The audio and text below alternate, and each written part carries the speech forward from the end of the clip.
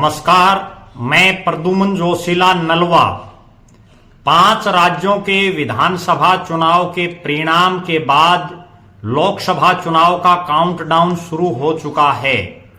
इन 5 राज्यों में जिस तरह के परिणाम आए उसके बाद कांग्रेस पार्टी के जो कार्यकर्ता हैं, जो नेता हैं, वो निश्चित रूप से हतोत्साहित हैं, जबकि भारतीय जनता पार्टी के नेता और कार्यकर्ता उत्साहित हैं। आज के इस वीडियो में हम विश्लेषण करेंगे कि आखिर देश की सबसे पुरानी पार्टी भारतीय राष्ट्रीय कांग्रेस, इंडियन नेशनल कांग्रेस क्यों लगातार हारती जा रही है। वो कौन कौन से मुख्य कारण, वो कौन कौन सी मुख्य वजह हैं जिसकी वजह से कांग्रेस पार्टी जो वर्षों तक इस देश में राज करती रही, जिसने इस देश को कई प्रधानमंत्री दिए, बहुत से राज्यों में लंबे समय तक उन्होंने राज किया, वो आखिरकार लगातार क्यों सिकुड़ती जा रही है। 2014 तक देश में डॉक्टर मनमोहन सिंह के नेतृत्व में 2004 से और 2014 तक कांग्रेस पार्टी ने राज किया। इसके बाद जब 2014 का लोकसभा चुनाव हुआ तो कांग्रेस पार्टी बुरी तरह से हारी और उसे मात्र जो है 44 लोकसभा की सीटों पर संतोष करना पड़ा और जो उनका गठबंधन था यूपीए को मात्र 59 सीट मिली। इसके बाद भी कांग्रेस पार्टी के नेताओं के व्यवहार, आचरण और लोगों से मेलजोल और किस तरह से जीता जाए उस पर उन्होंने बहुत लंबा चौड़ा कोई ध्यान नहीं दिया, कोई होमवर्क नहीं किया, जिसका नतीजा 2019 के लोकसभा चुनाव में भी कांग्रेस को मिला। और 2019 के लोकसभा चुनाव में 5 साल लगातार राज करने के बावजूद नरेंद्र सिंह मोदी की सीटें 282 से बढ़ करके, जो 282 सीटें उनको 2014 में मिली, 2019 के लोकसभा चुनाव में 303 सीटें अप्रत्याशित जीत उनको दर्ज हुई और वो लगातार दूसरी बार जो है एक तरफा बहुमत से सरकार बनाने में कामयाब रहे। कांग्रेस पार्टी को इस बार मात्र 52 लोकसभा की सीटें उनको मिल पाई। 543 सदस्यों की जो देश की लोकसभा है उसमें केवल 52 लोग जो है कांग्रेस पार्टी के जीत करके आए। अब जो 5 राज्यों का चुनाव हुआ, जिसको लोकसभा चुनाव का सेमीफाइनल कहा जा रहा था, और उस सेमीफाइनल में कांग्रेस 3-1 से हार गई। 3 बड़े राज्य जिनमें राजस्थान, मध्य प्रदेश और छत्तीसगढ़, तीनों जगह कांग्रेस हारी। 2018 में जब इन राज्यों में विधानसभा के चुनाव हुए थे तो तीनों जगह कांग्रेस ने सरकार बनाई थी। छत्तीसगढ़ में जहां भूपेश बघेल को मुख्यमंत्री बनाया गया, मध्य प्रदेश में कमलनाथ के नेतृत्व में सरकार बनी और राजस्थान में अशोक गहलोत के नेतृत्व में कांग्रेस की सरकार बनी। हालांकि मध्य प्रदेश में बाद में ज्योतिरादित्य सिंधिया की बगावत के बाद कांग्रेस की सरकार वहां से चली गई और शिवराज सिंह चौहान के नेतृत्व में भारतीय जनता पार्टी का वहां राज बना।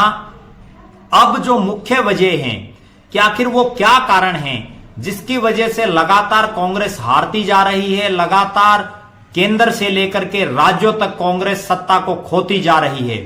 सबसे बड़ा जो कारण है वो है कांग्रेस में अनुशासन की कमी। कांग्रेस में कहीं ऊपर से लेकर के और नीचे तक अनुशासन दिखाई नहीं देता। कांग्रेस के नेता लगातार पार्टी लाइन से बाहर की बातें करते रहते हैं, लगातार एक दूसरे की टांगे खींचते रहते हैं, चाहे वो केंद्रीय नेतृत्व हो, चाहे राज्यों का नेतृत्व हो, चाहे लोकसभा हल्का लेवल पर, चाहे ब्लॉक लेवल और जिला लेवल की बात हो, हर जगह कांग्रेस में अनुशासन की कमी देखी जा रही है। दूसरा बड़ा कारण आपसी गुटबाजी। कांग्रेस में गुटबाजी इतनी हावी हो चुकी है, ना केवल केंद्रीय स्तर पर बल्कि राज्यों में अलग अलग धड़े बन चुके हैं। एक दूसरे के प्रत्याशियों को हराने के लिए वो हर संभव प्रयास नेता कर रहे हैं। बहुत से ऐसे नेता हैं जो अगर कोई कार्यकर्ता किसी दूसरे नेता के साथ फोटो भी खिंचवा ले, किसी ब्याह शादी या सुख दुख में भी कहीं कोई मिल जाए तो भी आपस में आपत्ति करते हैं, एक दूसरे को नहीं चाहते हैं। ये बहुत बड़ा कारण कांग्रेस में दिखाई दे रहा है। तीसरा बहुत बड़ा कारण संगठन की कमी। कांग्रेस में लगातार संगठन की कमी है। कभी सोनिया गांधी जी को कमान दे दी जाती है, कभी राहुल गांधी को पार्टी की कमान दे दी जाती है, फिर राहुल गांधी अचानक इस्तीफा दे देते हैं। उसके बाद वो राजनीति से दूरी बना लेते हैं। मल्लिकार्जुन खड़गे को कांग्रेस का राष्ट्रीय अध्यक्ष बना दिया जाता है। उसके बावजूद वो संगठन बनाने में कामयाब नहीं हो पाते हैं। विभिन्न राज्यों में बहुत लंबे लंबे समय तक जिला प्रधान, ब्लॉक प्रधान, प्रदेश की कार्यकारिणी नहीं बन पाती है। कहीं प्रदेश अध्यक्षों की घोषणा हो जाती है तो उस पर भी आपस में जूतम प्रचार शुरू हो जाती है। चुनाव से एन पहले कांग्रेस पार्टी अलग अलग राज्यों में प्रदेश अध्यक्षों को बदल देती है, कहीं डिस्ट्रिक्ट की बॉडी को बदल देती है।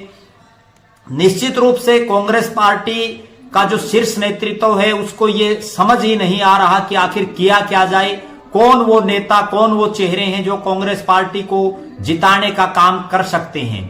इसके बाद अगर एक और बहुत बड़ी बात, जो चौथी बड़ी बात है, वो ये है कि तमाम नेता अपनी डपली, अपना राग वाली बात है, तमाम सिर्फ कांग्रेस का प्रचार नहीं करते बल्कि अपना प्रचार करते हैं। बहुत से ऐसे क्षेत्रीय अक्षत्रप हैं अलग अलग राज्यों में जो जिन्हें कांग्रेस की बजाय अपना प्रचार करवाना ज्यादा अच्छा लगता है, ज्यादा फायदेमंद रहता है, और जिसका नतीजा यह होता है कि कांग्रेस लगातार जो है सिकुड़ती जा रही है, लगातार हारती जा रही है।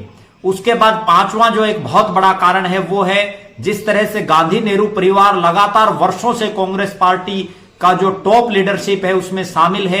पंडित जवाहरलाल नेहरू जी देश के कई बार प्रधानमंत्री रहे, श्रीमती इंदिरा गांधी देश की कई बार प्रधानमंत्री रही, उसके बाद श्री राजीव गांधी देश के प्रधानमंत्री रहे, श्रीमती सोनिया गांधी जी ने भी जो है बहुत लंबे समय तक कांग्रेस का शीर्ष नेतृत्व को संभाला।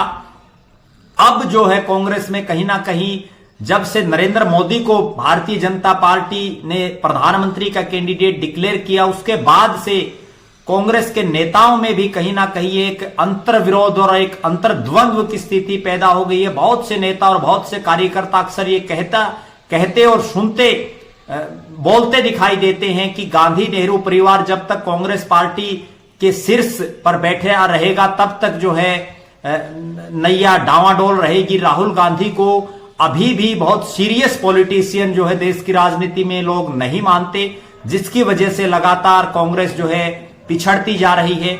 एक और जो बहुत बड़ा कारण है वो है टॉप लीडरशिप जो है पार्टी की, वो सिर्फ चुनावी दौर में ही दिखाई देते हैं। अगर हम बात करें हरियाणा प्रदेश की, जब से मल्लिकार्जुन खड़गे आए हैं, ये एक बहुत बड़ी बात मैं आपके बीच में कहने जा रहा हूं। मल्लिकार्जुन खड़गे को जब से कांग्रेस ने पार्टी का राष्ट्रीय प्रधान बनाया है, कितनी बार मल्लिकार्जुन खड़गे ने हरियाणा प्रदेश का दौरा किया है। चुनाव से पहले उन्होंने कितनी बार राजस्थान का दौरा किया, कितनी बार उन्होंने उत्तर प्रदेश का दौरा किया, कितनी बार उन्होंने मध्य प्रदेश का दौरा किया, भारत के तमाम अलग अलग क्षेत्रों में वो कितनी बार गई, ये एक बहुत बड़ा प्रश्न है।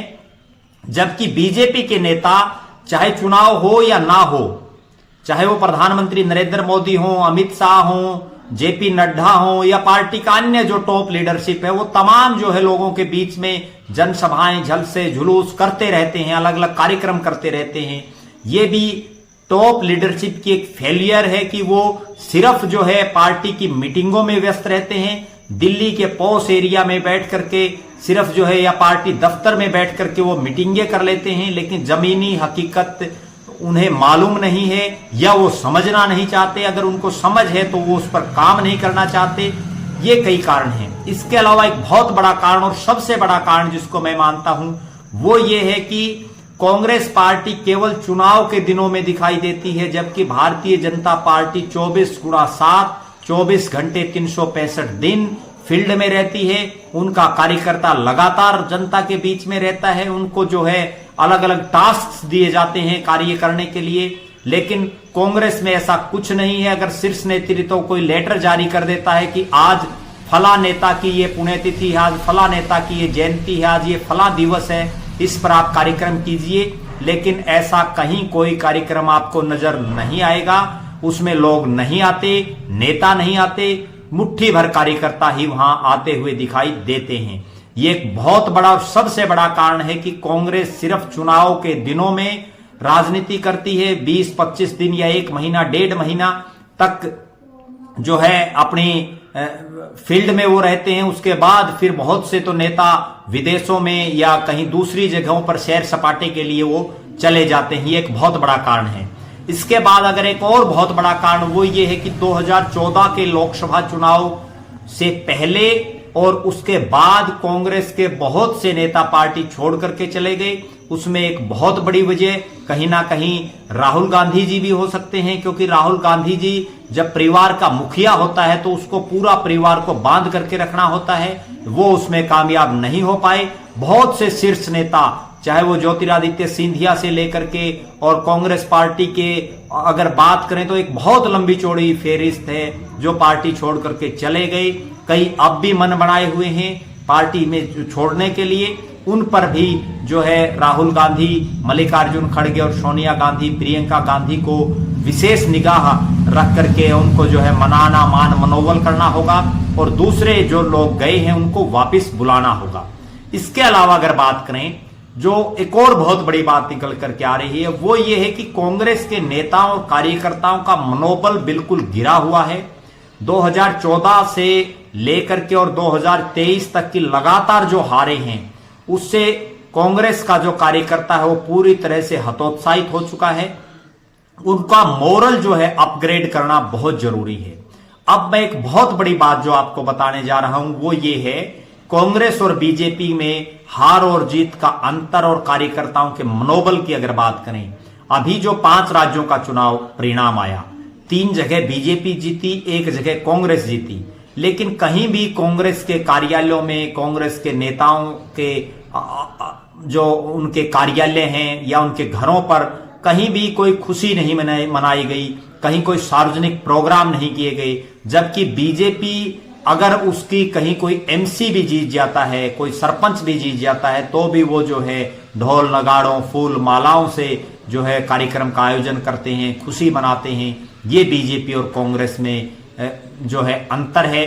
आज हमने बात की कांग्रेस पार्टी की लगातार जो हार होती जा रही है उसके बड़े कारण क्या हैं। अगले वीडियो में हम बात करेंगे कि इनमें सुधार कैसे हो सकता है, कांग्रेस पार्टी सत्ता में कैसे आ सकती है, कांग्रेस को क्या ऐसा काम करना चाहिए जिससे वो सत्ता में आ सके, दोबारा रिवाइव कर सके। उस पर अगले वीडियो में हम जो है चर्चा करेंगे। आप लगातार हमारे साथ बने रहें, हमारे फेसबुक पेज को लाइक और फॉलो करें, यूट्यूब पर चैनल को सब्सक्राइब करें, बेल आइकन घंटी का बटन अवश्य दबाएं, वीडियो को ज्यादा से ज्यादा शेयर करें, अपने कमेंट्स अवश्य लिखें। बहुत बहुत धन्यवाद। आपका अपना प्रद्युमन जोशीला नलवा।